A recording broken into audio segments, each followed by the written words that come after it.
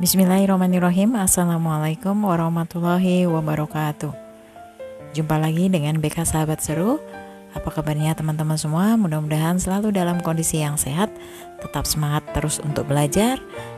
Kali ini BK Sahabat Seru akan berbagi materi bimbingan konseling kelas 7 semester 1. Di materi yang ke-11 ini kita akan membahas tentang manajemen waktu, yang kita beri judul Aku Bisa Mengatur Waktu.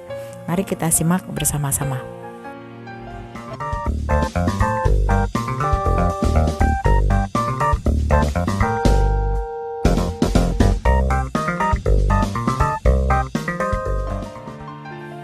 Bagaimana cara mengatur kegiatan kita sehari-hari? Sangat disayangkan apabila waktu yang kita miliki terbuang percuma. Apalagi bagi anak-anak yang usia remaja, karena banyak hal yang dilakukan dalam menggali sebanyak mungkin potensi yang dimiliki sehingga kelak berguna bagi kesejahteraan hidup di masa mendatang. Namun banyak remaja yang tidak tahu bagaimana memanfaatkan waktu seefektif mungkin. Terbukti masih banyak anak yang terlihat melakukan kegiatan-kegiatan yang semestinya tidak perlu dilakukan, yaitu kegiatan yang berbau iseng yang menunjukkan ketidaktahuan mereka cara menggunakan waktu luang secara tepat. Untuk dapat melakukan kegiatan sehari-hari secara tepat, maka perlu adanya jadwal kegiatan yang disusun sehingga apa yang dilakukan tidak tanpa tujuan. Kegiatan sehari-hari dibagi menjadi 3 jenis, yaitu yang pertama kegiatan di rumah, kemudian kegiatan di sekolah, dan kegiatan sosial. Kita akan melihat kegiatan yang pertama, yaitu kegiatan di rumah.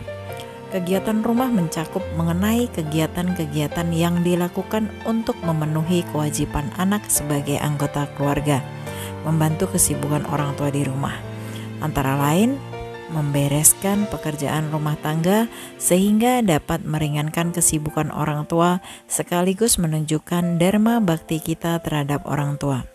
Namun, yang perlu diingat di sini bahwa jangan sampai kegiatan membantu pekerjaan orang tua ini menyita waktu dan tenaga sehingga menyebabkan kegiatan yang lainnya yang semestinya diselesaikan menjadi terganggu. Yang kedua yaitu kegiatan di sekolah. Kegiatan sekolah ini mencakup 2 hal, yaitu yang pertama kegiatan intrakurikuler dan kegiatan ekstrakurikuler.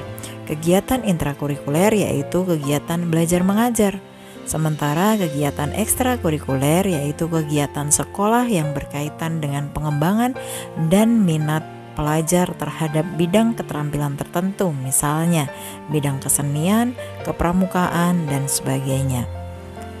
Di samping 2 kegiatan tersebut, masih terdapat satu lagi kegiatan sekolah yang harus diselesaikan oleh siswa di luar jam pelajaran, yaitu berupa penyelesaian tugas-tugas yang diberikan oleh guru mata pelajaran tertentu, misalnya pemberian tugas pekerjaan rumah. Yang ketiga yaitu kegiatan sosial.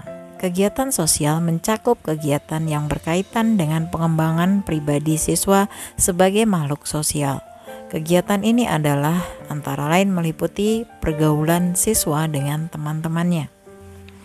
Kegiatan-kegiatan tersebut perlu dijaga kelangsungannya dan jangan sampai antara kegiatan yang satu mengganggu kegiatan yang lainnya sehingga semuanya bisa saling mendukung mewujudkan satu keberhasilan, baik dalam status sebagai siswa maupun sebagai anggota keluarga dan masyarakat. Karena kita masih dalam status sebagai siswa yang tugas pokoknya belajar atau menimba ilmu demi persiapan masa depan, maka kegiatan utama yang perlu diselesaikan dan diperoleh perhatian yang paling besar adalah menyelesaikan tugas-tugas yang berkaitan dengan kegiatan sekolah. Dengan demikian, dalam pembuatan jadwal kegiatan sehari-hari, pembagian porsi waktu terbanyak adalah menyelesaikan kegiatan sekolah. Berikut ini ada contoh jadwal kegiatan kita sebagai pelajar. Contohnya sebagai berikut. Pada pukul 4 pagi, kegiatan yang dilakukan adalah bangun pagi, menunaikan sholat subuh bagi mereka yang menjalankan, dilanjutkan dengan membantu pekerjaan orang tua. Kemudian jam 5:30 hingga jam 6 pagi berolahraga sebentar. Kemudian jam 6 sampai jam 6:30 pagi persiapan berangkat ke sekolah. Kemudian jam 7 hingga jam setengah 2 siang melakukan kegiatan belajar di sekolah. Kemudian jam setengah 2 hingga setengah 4 siang ini akan dimanfaatkan untuk istirahat siang. Kemudian setengah 4 hingga jam 5 sore kegiatan ekstrakurikuler di sekolah atau kegiatan Karang Taruna di dalam masyarakat. Kemudian jam 5 hingga jam setengah 7 sore kegiatan membantu orang tua. Dilanjutkan jam 7 hingga jam 9 untuk belajar dan menyelesaikan tugas-tugas. Kemudian jam 9 malam dijadwalkan untuk tidur. Nah, ini adalah contoh jadwal kegiatan sehari-hari. Mudah-mudahan kalian bisa membuatnya sendiri sesuai dengan kebutuhan kalian. Selanjutnya kita akan membahas tentang bagaimana mengatur waktu belajar. Jadwal kegiatan yang saya contohkan tadi merupakan jadwal kegiatan yang berlangsung selama hari masuk sekolah. Sedangkan pada saat libur kegiatan sekolah bisa diganti dengan kegiatan rekreasi atau membantu orang tua menurut keadaan masing-masing. Apabila jadwal kegiatan yang telah disusun tersebut ditaati pelaksanaannya secara disiplin, maka kecil kemungkinan bagi kita melakukan kegiatan iseng yang hanya menimbulkan keresahan. Kegiatan belajar merupakan kegiatan utama bagi seorang pelajar. Untuk memperoleh prestasi belajar yang tinggi harus didukung dengan kegiatan belajar yang rutin dengan frekuensi yang tetap.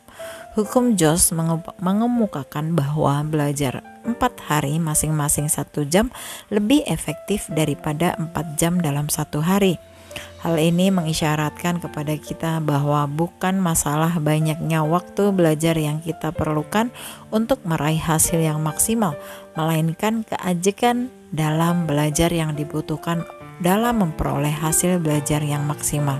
Oleh karena itu, perlu kiranya menyiasati bagaimana mengatur waktu belajar sebaik mungkin agar diperoleh hasil belajar yang maksimal. Pemilihan waktu belajar yang tidak tepat hanya akan menghasilkan kelelahan tanpa dapat menghasilkan prestasi yang diharapkan. Sebagai contoh, apabila kita memilih waktu belajar sehabis nonton acara televisi, misalnya, maka kecenderungan mata menjadi lelah dan cepat mengantuk. Karena penglihatan telah terforsir pada saat menonton televisi, akan semakin tersiksa saat harus membaca buku pelajaran. Belum masalah kesan yang diperoleh dari isi tayangan televisi yang tidak mustahil akan lebih berkesan dan berpengaruh pada kejiwaan kita sehingga menghambat daya serap kita pada isi pelajaran yang kita baca. Belajar memerlukan suasana yang mendukung, antara lain badan yang segar, udara yang tidak terlalu panas, lingkungan yang tidak terlalu bising, serta suasana hati yang tenang. Kita tidak akan bisa belajar dengan baik apabila masih terdapat tugas dari orang tua atau pihak lain yang dipercayakan kepada kita dan tugas tersebut belum terselesaikan. Demikian pula keadaan ruangan serta lingkungan yang hiruk-pikuk akan menyulitkan kita berkonsentrasi pada materi yang dipelajari. Nah, berikut ini ada beberapa contoh untuk dapat memilih waktu belajar yang baik. Di antaranya yang pertama, setelah tidur siang sekitar pukul 4 sore hingga jam 5 sore. Kemudian yang kedua, setelah subuh sekitar jam setengah 5 hingga jam setengah 6. Kemudian yang ketiga, setelah makan malam sekitar jam 7 hingga jam 8 malam. Waktu belajar yang efisien antara lain 1-2 jam. Apabila ingin menambah jam belajar, maka harus ada rentang waktu istirahat untuk mengendorkan saraf otak yang terlalu tegang, sehingga saat meneruskan belajar, tubuh terasa segar kembali.